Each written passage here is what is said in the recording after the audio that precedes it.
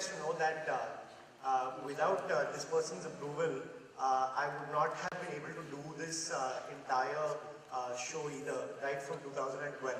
I also want to let you guys know that the person that we're calling on stage next is probably the largest celebrity in this country within our industry and in many other ways.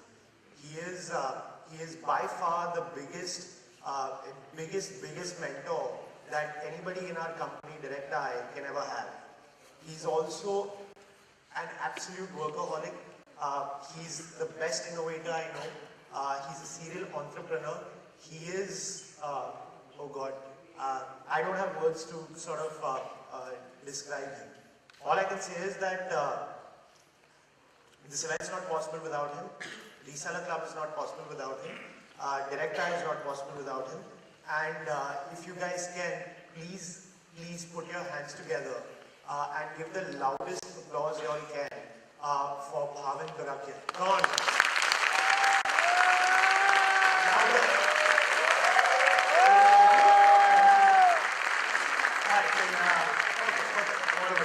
All lies, by the way. Just to prove it, they don't take any permission from me to do anything, incidentally. All of the credit of this show and everything that you see out here in terms of how it's been organized and what's been done it all belongs to sort of Sridhar and his team, and they take all the credit and all the blame. I really just show up at these venues. Well, great to have you guys here. The lights are kind of bright, but I'll try to do my best. So this is the last presentation, I think. Am I correct? This is the last presentation of the event, and what a successful event it has been. We actually started this event literally a couple of years ago, and the very first time we held it became the largest hosting and domains event in Asia Pac, and amongst the largest in the world. And you guys are to thank for that. So one big round of applause for all of you guys. Entrepreneurs, resellers, successful sort of business folks, young students, etc., who come to these conferences and really usher India into sort of the digital age and take sort of the next leap in terms of this sort of digital era. So my presentation, we thought we'd do something different. Our goal with Reseller Club sort of hosting Con Summit has always been as far as the sessions are concerned, to try and educate as much as possible. So it's far less about sort of Directi, Reseller Club and all that stuff. It's far more about trying to pass on information and educate you folks about experiences that we've had and share our sort of knowledge to the extent that we can. And so, today I'm going to talk about a subject that's, close to my heart. I'm really passionate about, that I've been working on since many, many years. I don't know how many of you guys are aware. Directi as a group, we have many things going on. Of course, you guys are all familiar with Reseller Club, Big Rock, Radix, Logic Boxes, etc.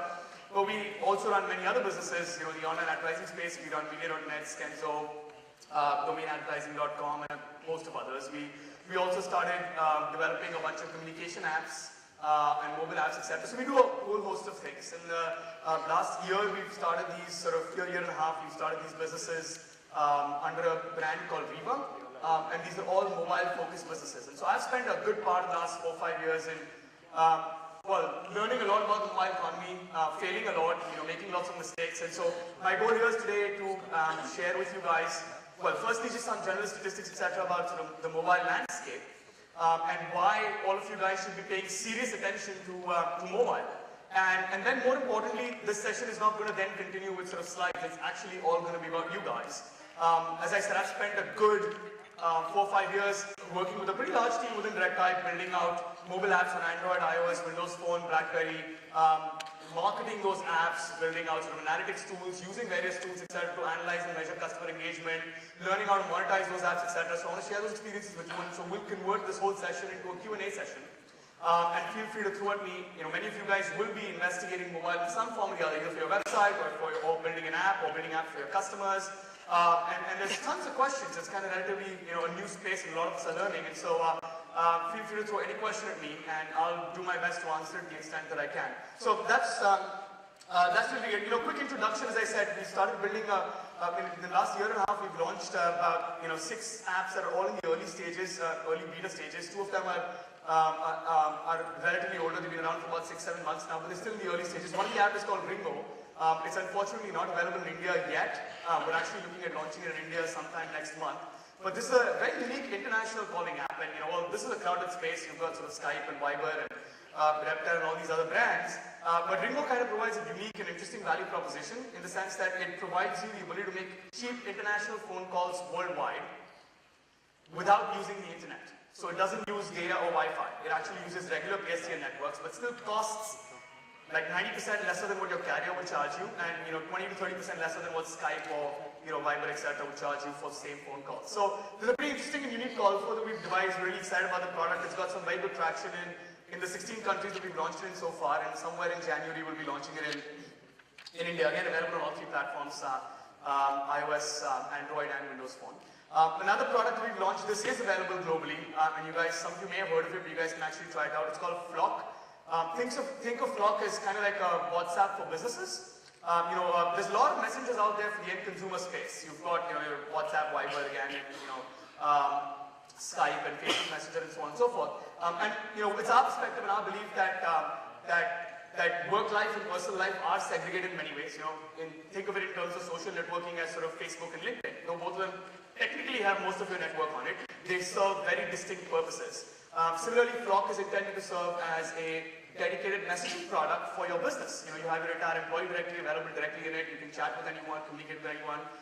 You can give out sort of your ID to some other, so you can chat with clients and vendors, etc. through it. We have because work environment typically also transcends mobile, we have a desktop version, an amazing, beautiful, rich desktop client. Apart from clients for Android and iOS, and the Windows Phone one is coming soon. But anyway, this is all I'm going to talk about as far as our business is concerned. I just want to give you guys a perspective and introduction in terms of what we do in the mobile space, if some of you weren't aware. And so these are amongst other products are an area that I've been spending part of my time on over the last several years, and therefore I'm here to sort of share tons of sort of information with you. I'll start off, as I said, the slide portion of this presentation will be restricted exactly to sort of why mobile is really important. I'm probably preaching to the choir because you guys are probably as enthusiastic about this space as I have been for the last several years. But let me just take you through some stats that many of you may be aware of, or at least are broadly aware of, etc. World over, by year 2020, you're looking at 9.5 billion mobile subscriptions across the planet. Now, there aren't only these many people in the world. And the only reason the number of mobile subscriptions are more than the number of people is because some people carry, more than one cell phone subscription.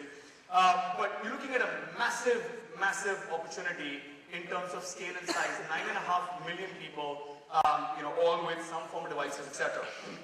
If you look at smartphone penetration by then, we're already at a threshold where smartphone penetration has overtaken feature phone penetration. In fact, these days it's actually, we were experimenting with one of our products, and we wanted to sort of figure out, how we would build out some stuff around, feature phones. And I actually sent out my guys to buy like some of the S60s and S40s. We couldn't even find them anywhere. And so really speaking, so as I said, smartphones have overtaken feature phones already. And by year 2020, you're looking at 2.5 billion smartphones across the world. Now that's a staggering number of devices in the hands of people. And let me give you guys some perspective. This is the first time in our lifetime that you will ever have a situation where such a vast population around the world is accessible to you directly through some computing platform.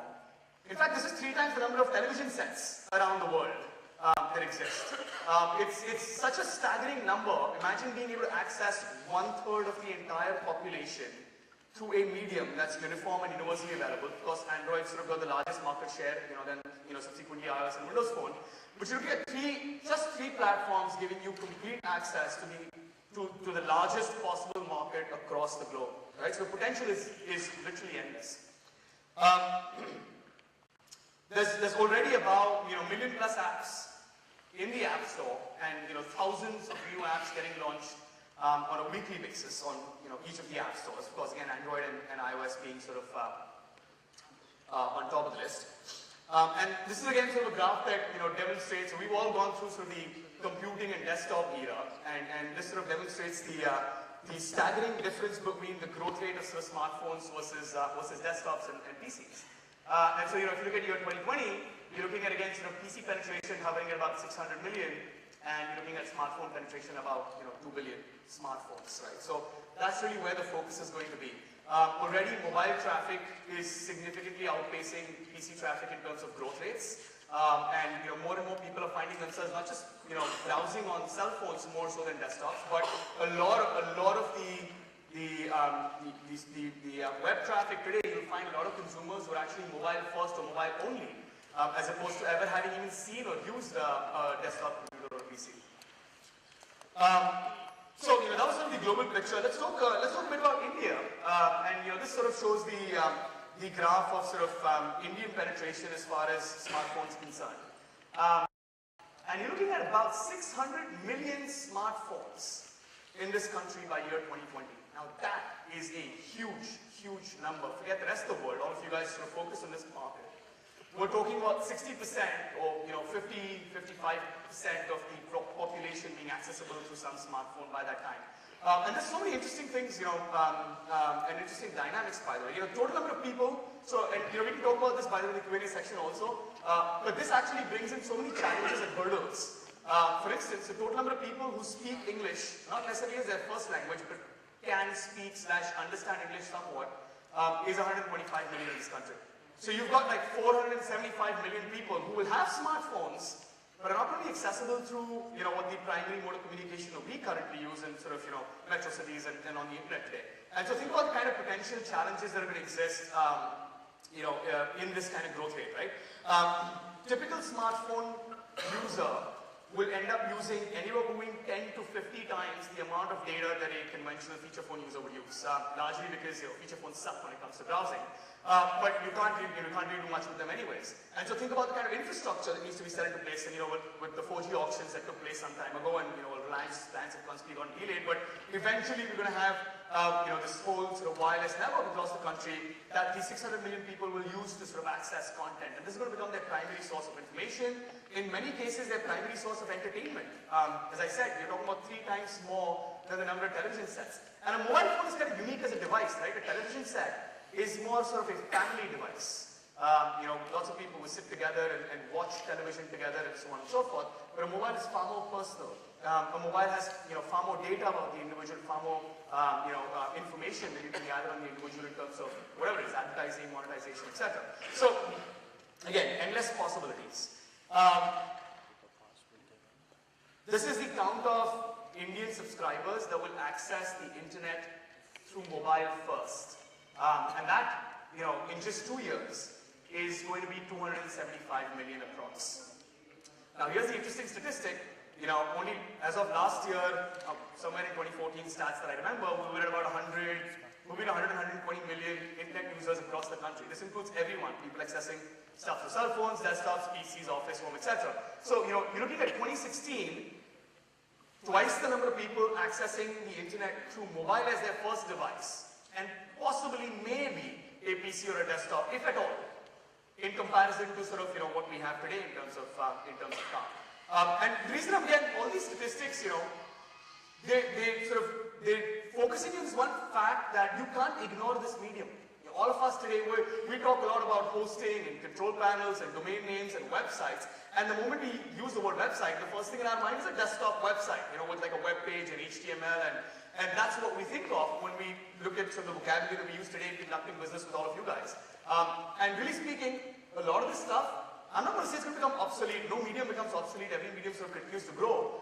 But in many ways, it's going to get dwarfed by the mobile medium. So when we start thinking about website now, in fact, 4 years from now, the word website is probably going to, in people's minds, reflect far more a mobile website than a desktop website. Now that drastically changes, tools that all of us are going to use, technology that all of us are going to build, the kind of stuff that we're going to sell to our customers. It impacts everything. And we have literally less, I would say we're already late, but if you look at it, we have less than, all of us in this room, have less than 2 years to make this change, to adopt and adapt to sort of all of this new technology, new paradigms, new words, new software development platforms, etc., new screen sizes, new processing capabilities, etc. And like I said, there's so much stuff to learn and do, and there's so many possibilities. I mean, you're talking about devices that have cameras, that have GPS, accelerometers. The possibilities are endless. the kind of stuff that you can do. Let me just give you an example. So, one of my friends who you guys would have heard of the company runs, Ola Cabs. Bhavish, and he'll be talking about sort of how they've built out this sort of whole platform, kind of similar to, again, you guys have also heard of Uber, not in a so good a way in the last few days, I guess. But so he was talking about, well, on the one side, you've got this app that every cab is carrying that allows them to book rides. So you can book a ride on your app, and some cab driver will respond to it and whatever not. But he's like, that's the one part of it, right? But now you've got all these thousands and thousands of vehicles running across various cities in this country that all have cell phones inside the cab, perpetually on, with GPS, accelerometers, and whatever other sort of APIs are available. So literally, and I'm not kidding you, they're collecting tons and tons of data, which will let them measure things like, okay, if a car goes over a bump, you can actually detect it on your cell phone. So now they know the quality of roads across the entire city because they're collecting this data and being able to sort of then map it out in terms of, okay, well, in this particular street, the car either slowed down or went through a bunch of bumps, etc. So the possibilities become endless with the kind of device that people are going to carry. And we all going to have to change the way we think, change the way we sort of interact with our customers and the products that we sell to our customers in a very short period of time. So I want to get you guys sort of, if you aren't already enthusiastic about this medium and really start sort of doing things, because, well, as you said, in 2 years, in 2 years, this medium is going to, outpace what we conventionally think of in terms of the computing world. I mean, I really need to tell you guys this, smartphone costs have declined to such an extent. As I said, these days you can't buy a feature phone, actually. It's kind of difficult to find one because smartphones are so cheap, and that's only going to continue to sort of, costs are only going to continue to decline, and therefore adoption is only going to continue to increase. And so, smartphones are no longer a novelty. And that change took place in such a short window of time. I remember the time when I got introduced to desktop PCs. I was 10 years old in my school. And literally, I think for almost a decade and a half, for 15 years, computers still remain a novelty. To a certain extent, maybe they still are. It's not something that you will consider sort of a mainstream device, etc. Look at the short window of time in which smartphones moved from like a novelty and a luxury item to something that now is assumed to exist for every single individual. So that kind of finishes my presentation, actually, in the sense that that's a lot of numbers for you guys. And like I said, my purpose was to sort of introduce you guys to why this landscape and this sort of new paradigm is so important. And really, my goal now is Q&A time. As I said, I've spent a good part of the last 4 to 5 years building up our mobile strategy in terms of mobile apps, in terms of various mobile business, etc. So I have some limited amount of knowledge that I can share with you guys on costs and how to develop mobile apps and platforms and technology choices and I'm a techie at heart, but I also have to wear the business hat in this organization. And so marketing areas, analytics areas, monetization, etc. So I'm going to turn it over now to you guys. Feel free to jump up and ask any questions you might have, and if I have something to contribute, I will do that from my side. So this is an awesome opportunity. You've got Bhavin here to ask all your questions too. So if we can just get your show of hands and we can run the mics down to you. There's a question there, a gentleman in the blue shirt. Hello. Hi. I would like to know why people would switch to Flock instead of WhatsApp. Like, what's more in Flock compared to WhatsApp? Okay, I won't spend much time on it because I'm happy to sort of discuss that separately, but my goal is not to sort of pitch my products here. But just to give you a bunch of reasons and examples. I mean, as I said, people generally, in most circumstances, for lots of platforms that exist out there, you want to try and maintain a separation between your work life and your personal life. So for instance, let's say, you walk out of work at 5 p.m. or 6 p.m. You don't want to be bugged by people throughout the day, messaging you on your messaging platform. You want to be able to turn it off. But now if you have only one software, if you turn it off, you're going to lose your, messages from your girlfriend or whoever else you consider important. And so you now have this choice between continuing to accept messages from those people throughout non-work life versus not. Giving out IDs, for instance. It's the same difference between why doesn't the entire world use Gmail addresses for their business? Well, it's not professional, it's your personal address. So you want to segregate your personal address from your business address. There are a lot of features that you conventionally would not require in a personal messaging app, but you do require a business messaging app, and they're far more important than a business messaging app. Right from small things like sizes of attachments, etc., to bigger things like, as I said, a desktop client, ability to preview content, schedule tasks, etc., calendar integration with your email contacts. There's a lot of business-oriented features that you'll end up seeing there, right? So, there's always a separation between sort of the kind of things that you need for work versus, the personal environment. We expect that we will build out tons of things there that people can leverage far better in a work environment. I can tell you, we use it extensively in our organization. If at any point in time we decided to turn it off, our company would go mad in terms of literally productivity would drop by a significant amount. So yeah, that's just a few examples. Question? Any other questions? You've got the head honcho of Directi right here, so can we get the mic down to the gentleman in the black sweater? Hi, Bhavin. As you said, and many in previous sessions we have seen that more and more things are switching to mobile devices in the coming future. What are your plans to rebuilding your products, the order box product for panels, super site, and other things to be friendly with mobile? Because right now we have discussed this in last year also. I think back in 2012 with you. That your management panel that we get as a reseller is not friendly with we actually have a bunch of products. I don't know if Simran or Sridhar are here. They should probably, they should probably do the... You have complete API. Way more justice. But we have to do much more. Of course, you certainly can use the API, but we actually have tons of stuff happening on the mobile front. Can someone hand Simran the mic, please? Felix here. Okay, there, Felix. Brilliant. Hi. So, we in fact just conducted a workshop parallelly just before Bhavin's session started, where we revealed a first look at a reseller mobile control panel. So we've started work on this. Our intent is to ship it in the next quarter or maybe a few months after that, but we definitely have started work on this. We also have a mobile version of Supersite. So we also intend to work on mobile Supersite, but mobile Supersite will come after the mobile reseller app. So mobile order box is prior one, and then after that we'll start working on a mobile version of Supersite. So yes, both these are being worked on. Thanks, Felix. Okay, we have a question down here. Hi Bhavin, this is Adhir Verma from Think Technology. Now coming back to the the mobile app development stuff that you're doing, we're actually moving into mobile development ourselves. We are working actually on our first app, which is from the recruitment industry. So I have these couple of two questions actually for you. First being manpower cost. See, we have a lot of web developers in the market. Somehow my personal experience has been to recruit mobile developers. The cost of mobile developers is today, because maybe the demand or lack of skill set, the cost of mobile developers I've seen is like almost 3 times the cost of a web developer. That's question number one.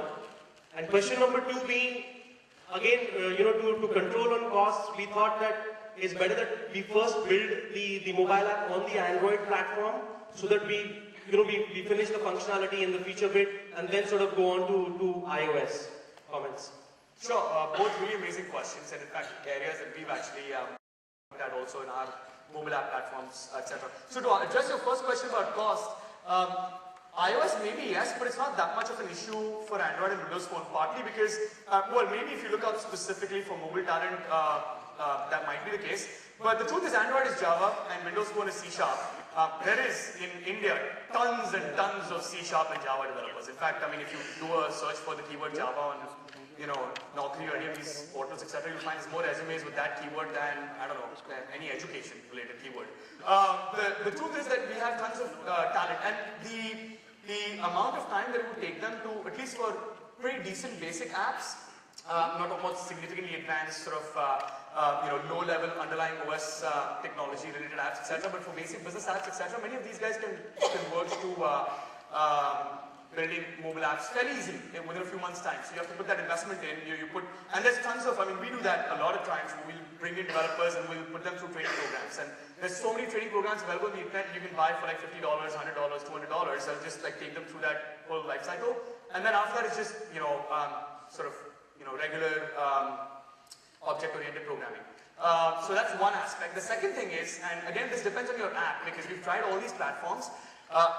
And so it works in some cases, doesn't work in some cases, and I can explain more detail later. But there are actually hybrid platforms that you can very successfully use.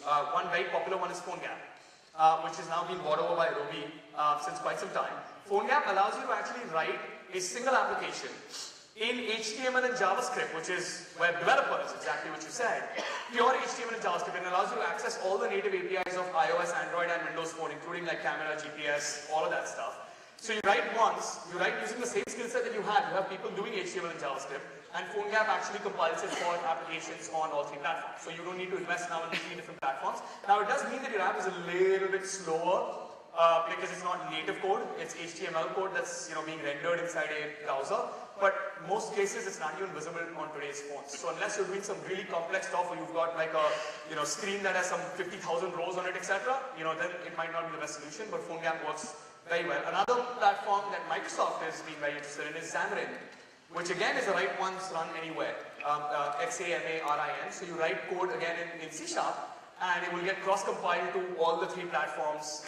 And so you again don't need to now find people for all 3 platforms and code on all 3 platforms. Third one that is kind of in the early stages that's being promoted by Google, which is they're using GWT. I don't know if any of you have seen their latest inbox application, which they're looking at substituting Gmail with. That's actually written in their sort of write once, run everywhere platform. And so there you write stuff in Java, and it gets compiled to sort of various different platforms, etc. So you have all these approaches available that will allow you to reduce your costs, use your existing developers because they either know C#, Java, or in the worst case scenario, HTML5 and JavaScript. And to answer your second question, I would actually suggest that to pretty much everyone. A lot of people who are building apps, and we made the same mistakes multiple times, feel like, oh, there's 3 platforms, I have to go there and launch with a big bang. That's not the right approach. There's a lot of lessons you have to learn along the way, and the best approach is to start out lean and exact same strategy. So you decide which market you're in. If you're in India, forget everything else, just start with Android. It's okay, there'll be 20 people who complain saying that your app is not available on these other platforms, but you learn a lot. And then once you put that first release out there, then decide the right time to go in for Windows Phone, iOS, etc. As such, market shares of iOS and Windows Phone are fairly small in India, so it won't make that much of a material difference. So I would advocate that you hit the nail on the head. I would advocate that strategy to anyone who's looking at developing mobile apps seriously. Just one more question. So the moment you say building a hybrid app, because this is also something that we considered, but then in the mobile world, I think user experiences, weighs a lot of your priority. So doesn't that also impact? Because finally, what we have already started since the last few months is we are building native apps. All right, so we are building only for Android. We decided against the hybrid platform. Simple reason being, I think user experience in the mobile world, has a lot of priority. I agree with you. So that's why I said it depends. It depends on the kind of app that you're building. If the app that you're building either uses a lot of underlying APIs or has lots of screen movements, etc., taking place and things like that, it may be a bit slow, but that's also changing. And there are some very good apps that I've seen built with both these platforms that are working beautifully. It's a matter of time. But the strategy we adopted works also. Pick one platform. Java is pretty easy to get sort of talent on. Succeed with that, and then branch out into other platforms. Thanks. Thank you for your question. Any other questions? We have time maybe for one more. We've got the mic already in the back. 1 or 2 more? Depends on. It depends on back there what I get signaled, but why don't you go ahead with your question right now? Hello sir, I'm Shivam and I'm a web developer. Basically the big brands actually go with m.deep.com. They actually go with a subdomain for a mobile website, and small web developers, bloggers, we prefer responsive themes and something like that. So how does it actually affect the website, and what do you prefer? Should we make another whole set of website for the mobile platform or a responsive one? Very good question. I'll give you my opinion on some of these things. Firstly, I think much like www has died, and if it hasn't, please kill it. Nobody should be using www.domain.com. Everybody these days will typically type domain.com, or well, it's at least changing in that way. I predict this exact same thing that you're sort of talking about. This whole notion of m dot is going to die. It's not a sustainable model, and the only reason for that model to exist is because that was the only way you would be able to sort of segregate, mobile and desktop customers and so on and so forth. But these days, detection is extremely easy. There are libraries available that do that directly. As you rightly pointed out, HTML, CSS, JavaScript, all of it allows you to do make a pretty responsive design. So we do that, by the way, across all of our websites. If you look at Ringo, Flock, Viva, all of them, we use a responsive layout. That same layout and same set of, same set of pages will work whether you're browsing in a tablet, you're browsing on a laptop or desktop, you're browsing in a mobile phone. We're not building separate pages and separate websites. It's a skill that needs, you need to acquire that skill, you need to learn that over time, but after some time it serves you much better as opposed to, because how many will you build? I mean, seriously, there's so many different screen sizes, there's so many different, device types, etc. Like, how many independent websites will you build? So I would say responsive is the way to go. But again, I'm never too prescriptive about sort of one path. And again, situational. There are some things that are complex enough where you can't really give justice to it starts becoming too complicated to build sort of a single HTML5 JavaScript page that will serve both the layouts, in which case then we will do a redirection based on detection. But in most cases, for websites at least, it works. Responsive layouts work pretty fine. And these days the trend is, most mobile phones are becoming bigger than you can fit them in the pocket now. So in many ways they're kind of almost becoming like, mini tablets, and so, it makes it easier for, I guess, all of us to create responsive layouts also.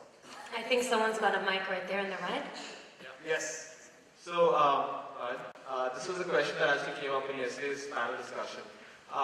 Clearly, more and more traffic is moving mobile as opposed to desktop, and within the mobile platform, there's a tendency for apps to become the mode of communication or transacting online. What impact do you think this would have on domain names? Yeah, that's again a very, very good question. Thank you for delegating that question to me conveniently. And so that's a good question. Is our domain names going to become less and less relevant? This is an opinion, by the way, and people can sort of argue, and there's enough arguments on both sides of the equation. I personally feel that the importance of a domain name is not going to diminish; it's only going to increase. Because the way I see it, they serve two completely different purposes. For me, an app, serves the purpose of accessing functionalities and capabilities and so on and so forth, while a website is more like the home of information for a particular company or organization. I have to install an app, I have to visit a website. They're two very different behavior patterns and they're meant for different purposes. And so I strongly believe that as more and more sort of apps come out there, I only think that the sales of domain names and requirement and utilization of domain names will increase. People will always need some sort of an address. I can't give you an app as an address. If I tell you to go figure out some stuff about me or apply for a job, with my company, I can't say go to my app. That doesn't sound right. I'll say go to my website, because that's where you consume that information or apply for something, or so on and so forth. From the website, I might still lead you to an app eventually for some functionality or some capability, or might prompt you to download my mobile app. But it does not mean that that my website loses relevance. Also, smartphones will overtake desktops, but doesn't mean desktops are going to die. In fact, they're also only going to grow. And, of course, as desktops grow, websites will continue to grow also as sort of a medium that disseminates rich information globally. So yeah, that's my take on it, that I think they kind of parallel. I don't think one has any significant impact on the other, if at all. I think both of them will grow parallelly. So, fair to say that domain names are here to stay? Yes, which is why we're spending so much time, effort, and money behind domain name-related businesses.